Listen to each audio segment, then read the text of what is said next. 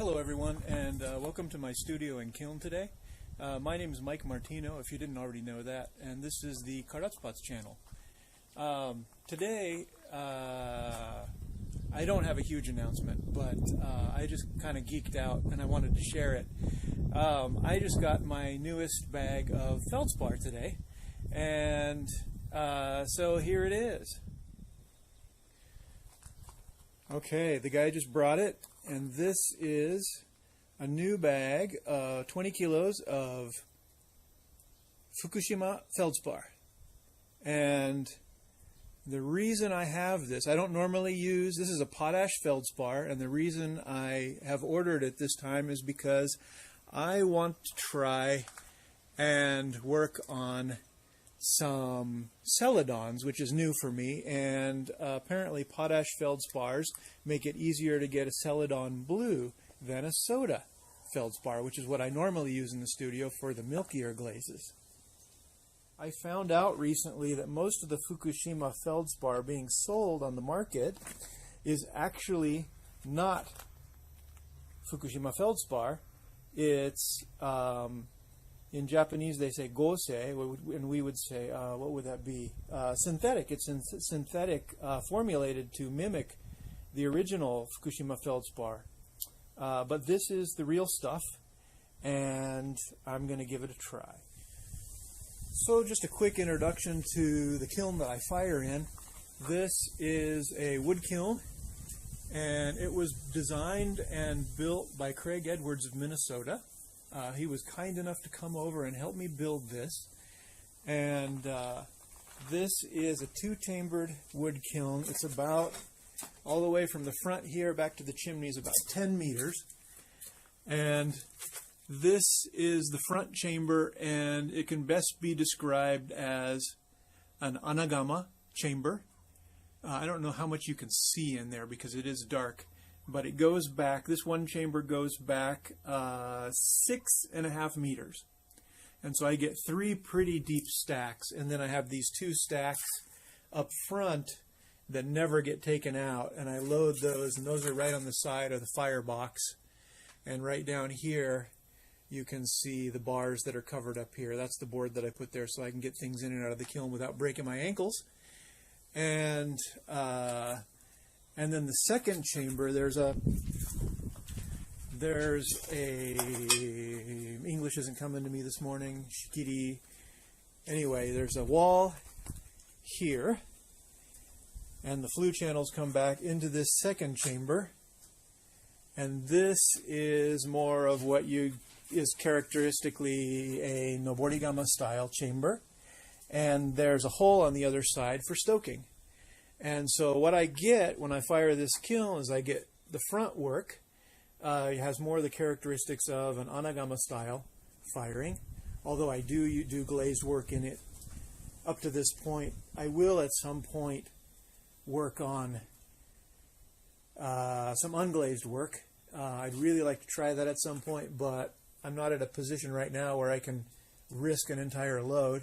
And then the second chamber, so I forgot to mention, so the front chamber here, I get a range from the front to the back here, all within the frame that you see right now. The very front is about cone 8, a bit back from the front where you see that first side stoke hole, second side stoke hole, that's where I get about cone 11 to 13, and then it comes back here, and I usually aim for about a cone 6 or a 7 right here in the back of this chamber. The second chamber, because it's been preheated for 2.5 days before I start side stoking back here, I usually get an even temperature, whatever temperature I aim at, I get an even temperature, top to bottom, front to back, side to side. It's pretty even, and so it makes it pretty easy to decide on one type of ware to fire, and then put it in here and get it fired.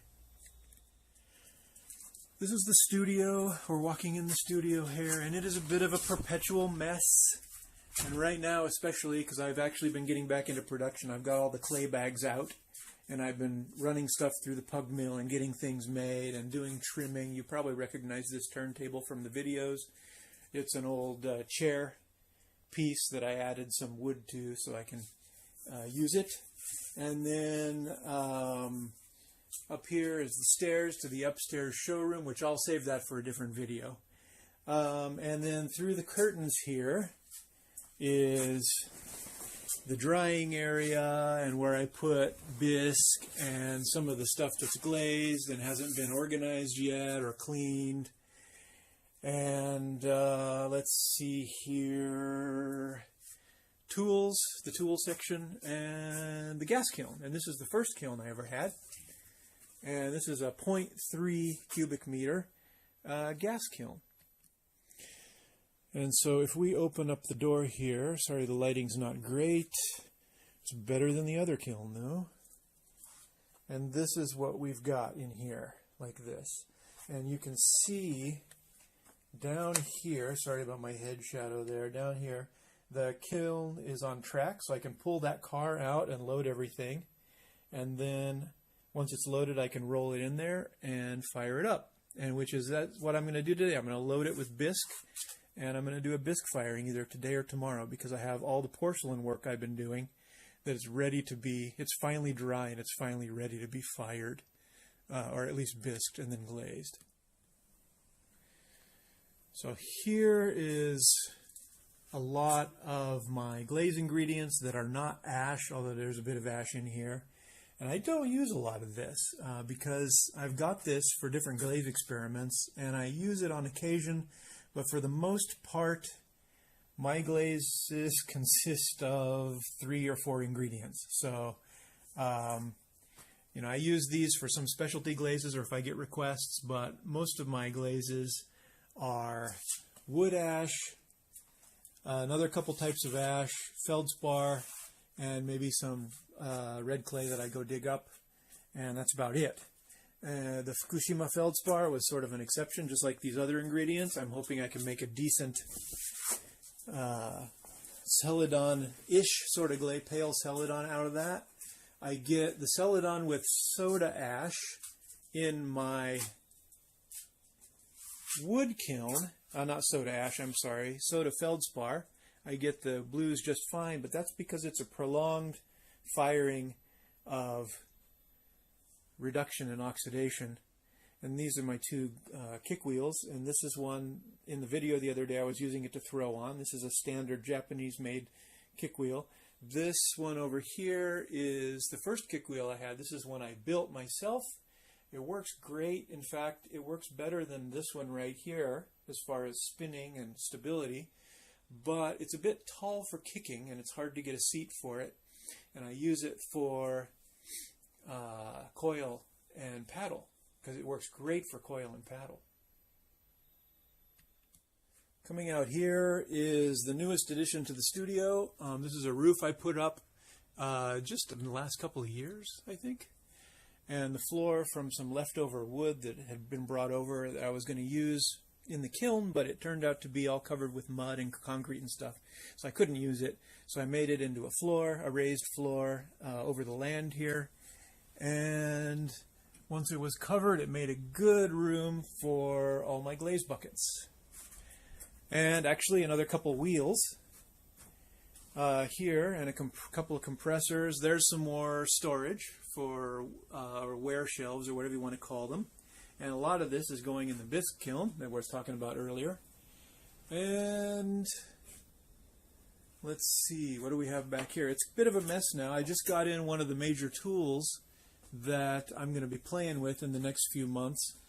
This is one of the most important tools in the studio. This is the stamp mill. And this is basically just a big pulverizer. And this I use to crush, if I can get this unhooked. I put in rocks and clay and things, turn that on, leave it for a few hours, and it turns it into a very nice powder.